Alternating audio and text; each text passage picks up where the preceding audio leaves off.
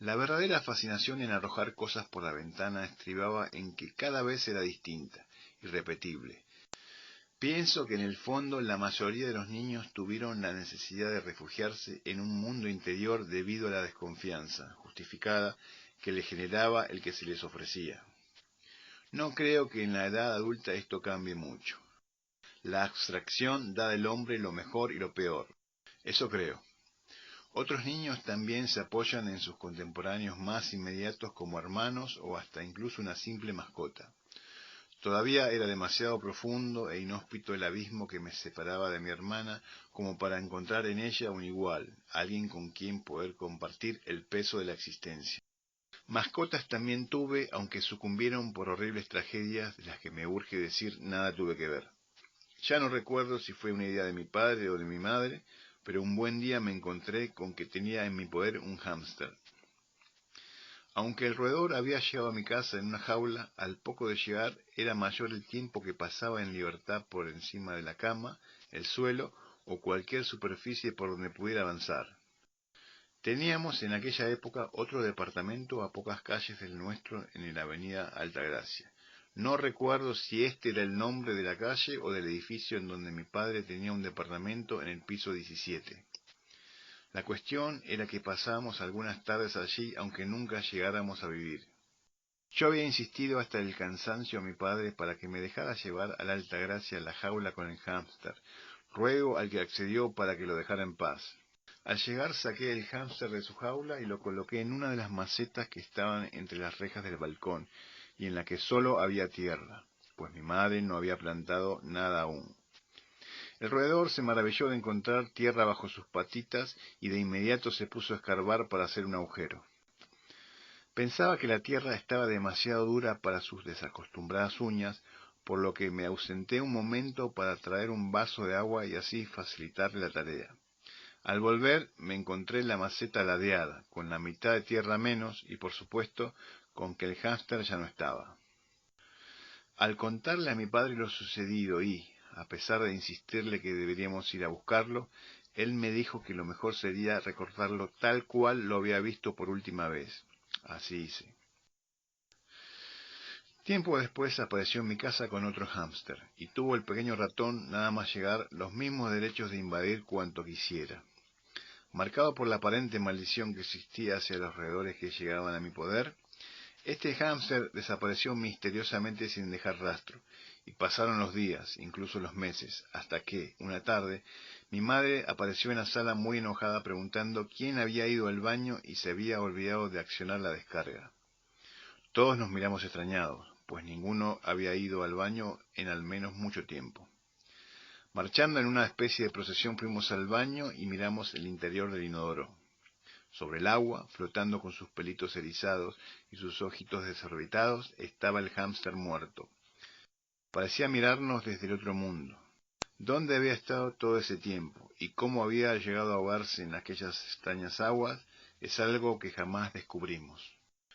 Con la llegada del tercer hámster llegó también la prohibición de que abandonase la jaula. Pero el gran placer de tener un hámster consistía en poder acariciarlo, y como bien se sabe, no se puede hacerlo con el animalito en la jaula. Cuando finalmente desapareció, todos creíamos que aquello era inevitable, y, aunque los días pasaban y todos esperaban lo peor, el ratón no aparecía ni vivo ni muerto. Pasaron finalmente los meses y comenzamos a olvidar el asunto cuando, una mañana, mi madre me llamó desde el cuartito en donde estaba la lavadora para mostrarme lo que había encontrado. Al parecer, el roedor había anidado en la parte trasera de la lavadora, lugar que le ofrecía la posibilidad de una vida solitaria, pero que le escondía un peligro constante en los cables de 220. Mi madre, y hasta yo mismo, creíamos que estaba vivo, pues no solo estaba parado en sus 4 patas al momento de encontrarlo, sino que además estaba con los ojos abiertos y parecía tener la mirada atenta. Pero estaba tan duro como si fuera de plástico, el pelo erizado al estilo punk, de modo que era imposible alisárselo por más que se lo alisara con la mano. Arrojamos el cuerpo tieso e inanimado a la basura y se juró no traer nunca más un hámster a esta casa. Tiempo después me trajeron una pequeña tortuga con su isla de plástico y todo. que yo recuerde, tuvo una vida bastante larga y tranquila, y cuando murió casi no nos dimos cuenta. También era cierto que con el tiempo, cuando dejó de ser una novedad, todos la olvidamos salvo mi madre, que era la encargada de alimentarla. La relación con mi hermana sería igual de tirante por aquel tiempo, y se mantendría de esa guisa por muchos años más. También se produjeron otros accidentes considerables. Estábamos pasando un domingo en Vallefresco, lugar que pertenecía a la Hermandad Gallega, el club al que estaba inscripta toda la familia. Alguien que yo no recuerdo me había regalado una pelota de fútbol, y yo andaba de acá para allá de lo más contento hasta que mi hermana le dio una patada y la envió cuesta abajo por un barranco bastante empinado del cual no se veía el final. Mi primera reacción, totalmente impulsiva, fue lanzarme a la carrera cuesta abajo para tratar de atraparla. A los pocos pasos, y debido a la demencial velocidad que cobré en pocos segundos, comencé a rodar igual que la pelota. Durante todo aquel tiempo llevé en una de mis manos una pelota de tenis, la cual no solté en ningún momento. Cuando pude por fin detenerme, aferrándome a cuanto árbol y arbusto me topaba, me puse en pie y tras descubrir que había perdido el rastro de la pelota, sentí un agudo dolor en la palma de la mano al mirar. Descubrí que había caído sobre el culo de una botella rota, y la tenía incrustada en la palma de la mano. Me la saqué en medio de un dolor horrible, y me tapé el tajo con la otra mano para evitar que cayera más sangre. En eso escuché la voz de mi hermana, unos pasos más arriba. ¿La encontraste, Juani? Envuelto en una repentina furia y, viendo que aún tenía la pelota de tenis en mi poder, se la arrojé con todas mis fuerzas, con tanta suerte o tanta desgracia, que le pegué en el medio de la cara a mi hermana. Ella regresó por donde había venido, poco a poco, y por supuesto llorando a los gritos. Abandonada la esperanza de encontrar la pelota, comencé el ascenso cuesta arriba. Al llegar, vi que mi padre me aguardaba con el rostro grave, junto a mi hermana.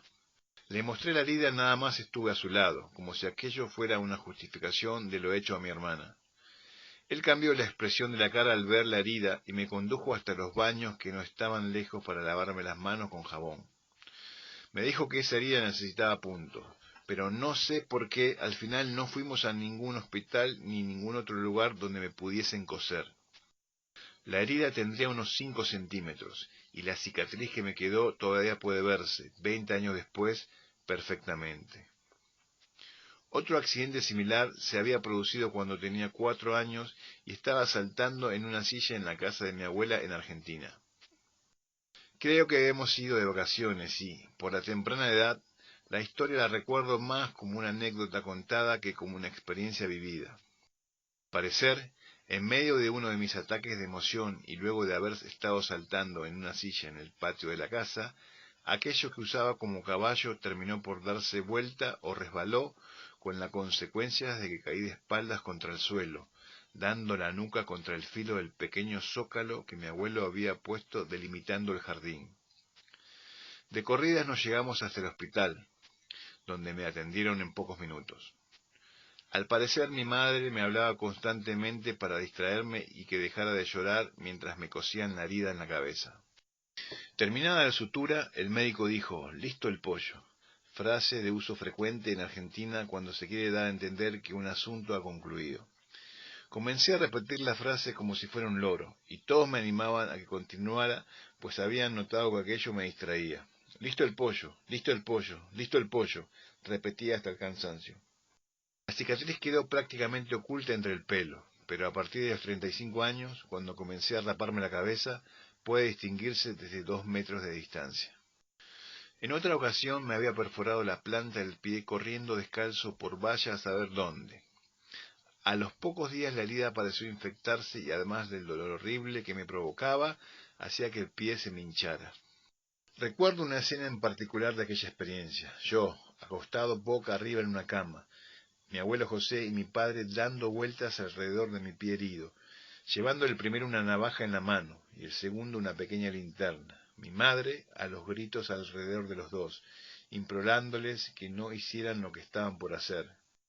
La intención de ambos Josés era escarbar en la herida para ver si había quedado algo incrustado en la carne.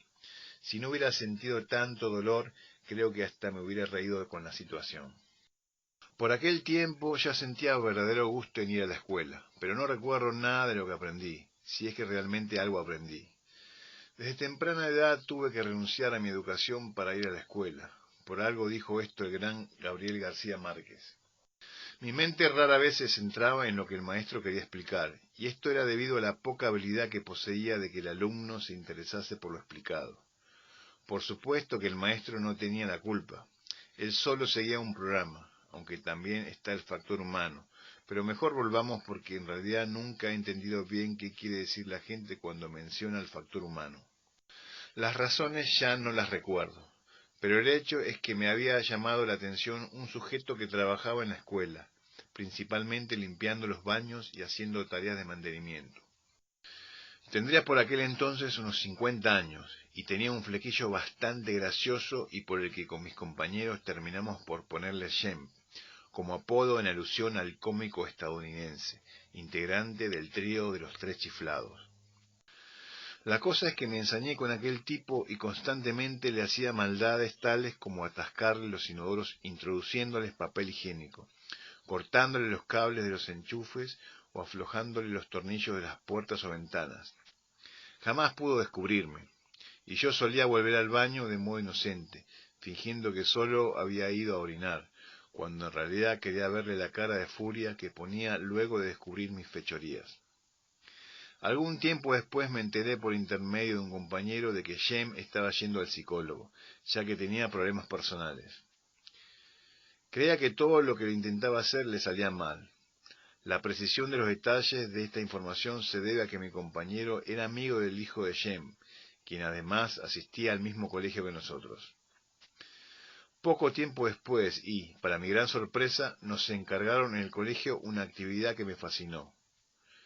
En la materia de artes plásticas, la maestra había dividido el aula en grupos, los cuales tenían que fabricar unos títeres destinados a un concurso que se haría entre todos los cursos. El curso consistía en que cada grupo representaría una obra, para que luego entre todos se votase el ganador. Mi amigo Gustavo se hallaba entre los de mi grupo, por lo que en la construcción de los títeres se extendía a nuestras casas, y contó además con la invalorable ayuda de nuestras madres en la confección de los atuendos y el decorado. Con respecto al guión de nuestra obra no recuerdo nada, pero lo que se hizo ver lo había. El día de la presentación se preparó en el patio de la escuela lo que con la mejor de las intenciones de los maestros quiso ser un escenario. Uno a uno fueron pasando los grupos y cada uno representó su obra, ante la atención de toda la escuela y al terminar podían oírse los respetuosos aplausos. A la orden de la maestra nuestro grupo subió al escenario y montó el decorado. Lo que sí recuerdo es que tanto Gustavo como yo teníamos que aparecer con nuestros títeres en la primera escena y mantener un diálogo en el cual yo terminaba ofendiendo al personaje que representaba su títere. Había un detalle que solo mi amigo y yo conocíamos. En el interior de mi títere yo había colocado una fina manguera por la que, llegado el punto crucial de la escena, escupiría este al otro, es decir, yo escupiría a través de la manguera. Para lograr tal propósito me había provisto de un vaso de plástico lleno de agua, el cual llevé a todos lados ante la mirada recelosa de mis compañeros. Comenzó la función. Nada más empezar y, tras olvidarnos Gustavo y yo lo que teníamos que decir luego de las primeras frases, y sintiendo además los primeros abucheos desde el público, me di cuenta de que no me quedaba más remedio que usar el arma secreta. Comencé pues a absorber el agua del vaso y a escupirla con todas mis fuerzas por la manguera, pero, en medio de mi exaltación, no reparé en que el rostro de mi títere se había girado hacia la izquierda, es decir, hacia el público. Y fue ahí que ocurrió algo inesperado. Aunque todos nuestros compañeros habían comenzado a abuchear al percibir los fallos de la obra, al ver que el títere se volvía hacia ellos y comenzaba a escupirlo con un poderoso chorro que no solo mojó la cara de muchos de ellos, sino que además salpicó a varias de las maestras que estaban en la primera fila, se creó tras la primera sorpresa una exaltación general, en donde todos comenzaron a aplaudir frenéticamente, y un instante después comenzaron los gritos y carcajadas. Todo esto lo supe después, pues yo en ningún momento dejé de escupir a través de la manguera. No sé por qué, pero al escuchar el bullicio general yo también me excité y me puse a soplar todavía más fuerte, y no me detuve hasta que el títere escupió la última gota. Gustavo, que al parecer fue contagiado por la euforia general, y al ver que mi títere se quedaba sin reservas, se arrojó contra mí, su títere contra el mío. Y ahí comenzó una lucha terrible entre los personajes que culminó cuando estos comenzaron a romperse y a volar en pedazos en todas direcciones. Al parecer, un trozo de aquellos dio de lleno en la cara de una de las maestras. El decorado terminó por derrumbarse por las sacudidas que le dábamos, y al quedarnos Gustavo y yo de pie en medio de lo que había sido el escenario, la función se dio por concluida. Grandes dificultades les costó a las maestras restaurar el orden y continuar con las siguientes obras, pero, tras conseguirlo, todo siguió según lo programado. Sin embargo, al momento de elegir la obra ganadora, nadie tenía dudas al respecto. El público con sus aplausos hacía de jurado, por lo que al escuchar que mencionaba nuestra obra, la escuela entera se sumergió en un prolongado aplauso que pareció un aguacero. Gustavo y yo estábamos eufóricos, pero los restantes compañeros de nuestro grupo aceptaron el premio con cierta indiferencia, pues no habían llegado a poner siquiera a sus títeres en acción. Gustavo era por entonces mi mejor amigo, ya que no solo íbamos juntos a la escuela, sino que además nuestras andanzas se extendían al barrio donde vivíamos. Junto a su hermano Arturo y a dos amigos más del edificio habíamos formado una especie de pandilla, con la que vagábamos por la calle haciendo la mayoría de las veces fechorías. Teníamos, como en todo grupo, ocupaciones e intereses en común. Uno de ellos, que desarrollábamos casi todas las tardes en la casa de Gustavo, cuando los padres estaban ausentes debido a los trabajos, era la de sentarnos formando un círculo alrededor de varias revistas pornográficas, las cuales mirábamos mientras nos masturbábamos. La masturbación era una actividad que pensaba solo practicaría por algún tiempo, y a la que finalmente terminaría por abandonar. Todavía hoy, con 36 años, creo que esto terminará siendo posible. Pero con 10 o 12 años aquello era una experiencia fascinante, ya que debido a nuestra temprana edad no eyaculábamos, y el orgasmo se limitaba a una serie de espasmos envueltos en unas cosquillas insoportables. Se llegaba a un punto donde sencillamente no se podía continuar. El rostro se desencajaba y hasta temblaba la mandíbula. En una de aquellas reuniones masturbatorias, uno de nuestros amigos nos comunicó con rostro solemne que tenía una noticia importante para darnos. Cerramos las revistas y nos subimos los pantalones esperando la novedad. La cuestión era que había decidido abandonar el grupo, pues se había convertido en un hombre. Como todos nos mirábamos sin entender a qué se refería, él continuó explicando que había comenzado a eyacular, por lo que ya era un hombre. Le exigimos una demostración, pues no solo no le creíamos, sino que además nos carcomía la curiosidad. Desplegamos las mejores revistas a sus pies y el nuevo hombre se bajó los pantalones para entregarse a la particular tarea de hacer justicia con mano propia, como si su vida dependiera de aquello.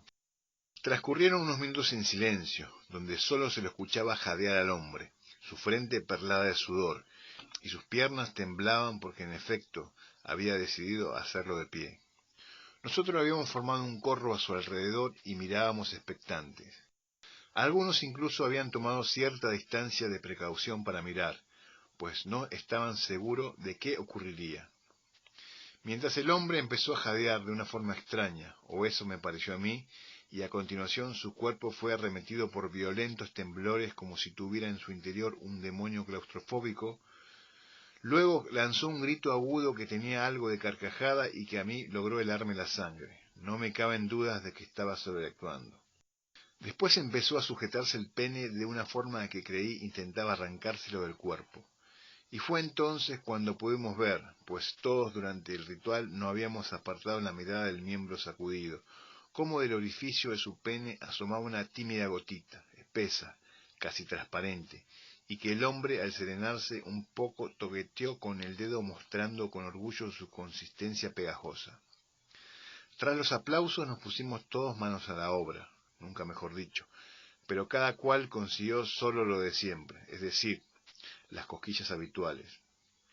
Pero al poco tiempo de aquella revelación que vimos en nuestro amigo, todos y cada uno de nosotros fue visitado por la gota, no la que atormenta a los ancianos, sino la lágrima pegajosa que confirmaba que ya éramos hombres. Casi todos los fines de semana, y luego durante la semana también, asistíamos con mi familia a la Hermandad Gallega. Mi hermana y yo estábamos anotados en natación, disciplina en la que ella siempre sobresalió. Yo apenas lograba terminar las competencias en los últimos puestos, pero mi madre se había vuelto realmente insistente en que practicara tal deporte, ya que el médico así lo había recomendado por el asma. En la Hermandad Gallega conocería de cerca y por primera vez a varios españoles. Seguramente influenciado por muchas horas de televisión que miraba, aunque también por las películas de acción que me fascinaban, me había nacido por aquel entonces el ferviente deseo de convertirme en doble de riesgo. No recuerdo bien de dónde obtuve la información acerca de esta peculiar profesión, pero sin duda la televisión habrá tenido algo que ver. La cosa era que estaba maravillado con esos valientes que representaban en el lugar de los actores las escenas más peligrosas de las películas. Entonces incitaba a mis amigos, ya fuera del barrio o de la Hermandad Gallega, a realizar todo tipo de proezas en donde siempre había algún riesgo, e incluso en donde se corría con la posibilidad de que alguno terminara muerto. Entre las escaramuzas preferidas estaba la de subirse a todo tipo de tejados, cuanto más elevados y ruinosos mejor. Pero no faltó mucho para que me quedara solo en estas incursiones, pues la mayoría de mis amigos terminaron por manifestar que lo que yo hacía era arriesgarme inútilmente. De mi abuelo paterno tengo muchos más recuerdos que del otro. En ocasiones íbamos juntos a subir al Ávila. En los ascensos a la montaña, él siempre llevaba consigo un bastón que se había fabricado en su taller. No sé dónde aprendió su oficio, pero la mayor parte de la vida la dedicó a la carpintería. Exiliado español, llegó como tantos otros a Venezuela escapando de la guerra civil. Luego de un extenso periodo en Venezuela, intervalo en donde nacieron mi padre y mi tía, mi abuelo tuvo un peculiar incidente que le hizo renegar de aquel país. Mi tía fue quien me refirió la anécdota. Al parecer mi abuelo sacaba su coche de donde lo había estacionado justo cuando, a gran velocidad, se producía una persecución de la policía. El resultado fue que mi abuelo contribuyó sin quererlo a obstruir el paso de la policía y por ende el perseguido consiguió escapar. Según parece, el crimen cometido tenía cierto interés político, y la policía jamás pudo entender que mi abuelo, al fin y al cabo un extranjero, hubiese salido de la nada y por pura casualidad hubiera ayudado a escapar a quien perseguían. Se ve que prosiguió entonces una época en donde la policía lo atosigó, y él, que no había dudado en dejar su propia patria ante una guerra civil, se propuso abandonar aquella tierra en la que solo llevaba pocos años. Emprendió en solitario un viaje por Latinoamérica con el fin de encontrar un nuevo lugar para empezar. Tras visitar los países limítrofes con Venezuela, siguió descendiendo por el continente más decepcionado que entusiasmado. Y fue entonces, según cuenta mi tía, que al llegar a Buenos Aires y ver aquellas arquitecturas y gentes, le invadió una nostalgia hasta entonces insospechada por España. No pasaría mucho tiempo luego de aquella revelación para que mi abuelo se trajera toda la familia a Buenos Aires. En el año 1936 había tenido que abandonar el País Vasco, y tras una breve estancia en Barcelona, intervalo en donde nacería mi tía Ceni, huyó de España por Francia. Era lo que se conocía como un rojo, y su cabeza tenía precio. Mi tía me contó que cuando ella era una niña había que arrastrar al abuelo a comer, pues no respondía a los incontables llamados de que la comida estaba lista. Sostenía siempre un libro entre sus manos, y no había forma de arrancárselo. No tengo noticias de que mi abuelo escribiera o desarrollara arte alguno, pero por algunas excentricidades que le conocí podría decir que algo había en el fondo, algo que él nunca llegó a desarrollar, o algo de lo que no fue consciente. En mi visita a Venezuela en el 2006, mi padre me preguntó si quería llevarme algún libro de mi abuelo, pues él conservaba varios. La noticia me sorprendió y de inmediato me puse a revisarlos. Eran casi todos de tapa dura, con diferentes grabados y tamaños. Para no abusar, le dije a mi padre que me llevaría solo uno. El libro que elegí era una edición especial de cuentos de Horacio Quiroga, y venían entre los más famosos El almohadón de plumas, La anaconda y La gallina degollada. Su edición databa del año 1950 en Madrid. Terminé de leerlo en Argentina, justo cuando hice el viaje a Cataratas con mi hermana y un amigo inglés llamado Tim. Dio la casualidad que leía justo algunos fragmentos que hablaban de las criaturas ponzoñosas de Misiones, y yo miraba por la ventanilla del autobús que llegaba a Cataratas, y como se sabe, las cataratas quedan en la provincia de Misiones. Mi imaginación era entonces alimentada por los sentidos y por la mente retorcida de uno de los escritores latinoamericanos que más admiro. Quien haya leído algo acerca de la biografía de Quiroga no puede reprocharle en absoluto los temas que tocaba. Pero volvamos al libro de mi abuelo, y después a mi abuelo. El libro era pequeño, como de un palmo, y nadie que lo mirara a primera vista podría imaginarse que contenía 600 páginas. Me lo traje de vuelta a España y más tarde se lo prestaría a una chica llamada Paola que vivía en Benidorm. Había mantenido una relación con ella mientras vivía en Calpe, y pese a decirle desde el momento de conocerla que mis planes eran irme a vivir a Barcelona en poco tiempo, ella de cuando en cuando se enojaba por este asunto y terminábamos por distanciarnos unos días. Finalmente tuvimos una discusión a los gritos y no volví a ver más el libro, ni a ella. Desconozco cómo fue que mi abuelo se acercó a la literatura, ni mi tía lo sabe. Hubiera dado cualquier cosa por saberlo. Mi relación con él se limitaba, por nuestras edades, a la de un viejo con un niño, y aquello fue siempre una barrera infranqueable. En nuestras subidas al Ávila avanzábamos por los caminos serpenteantes, por lo general en silencio, ambos contemplando la increíble vista de la ciudad de Caracas quedando a nuestros pies. En ocasiones me proveía de un palo cualquiera, y me incitaba a que lo usara como hacía él, a modo de bastón. En uno de aquellos ascensos ocurrió un suceso que recuerdo a la perfección. Nos cruzábamos con otras personas que en ese momento bajaban, y entre las que marchaba un perro de gran tamaño. No sé qué pasó, pero el perro se dirigió directo hacia mí, y comenzó a olfatearme bloqueándome el paso. Todos los demás se detuvieron en suspenso y nos miraban. Yo estaba aterrorizado y, sin saber qué hacer, y por miedo, esto lo recuerdo muy bien, dejé caer el palo al suelo. En ese momento el perro comenzó a ladrarme mostrando los dientes. Un grito de una de las personas distrajo al perro de su interés y éste avanzó montaña abajo, mientras que nosotros hicimos lo propio hacia arriba. Unos pasos más adelante, y mientras sacudía a mi palo del polvo que le había caído al caer al suelo, mi abuelo me reprimió diciendo que lo que había hecho estaba mal. Nos detuvimos en mitad del camino, y luego él siguió diciéndome que el perro creía que el palo era una parte de mí, y que yo, al hacer lo que había hecho, dejar caer el palo, lo había provocado.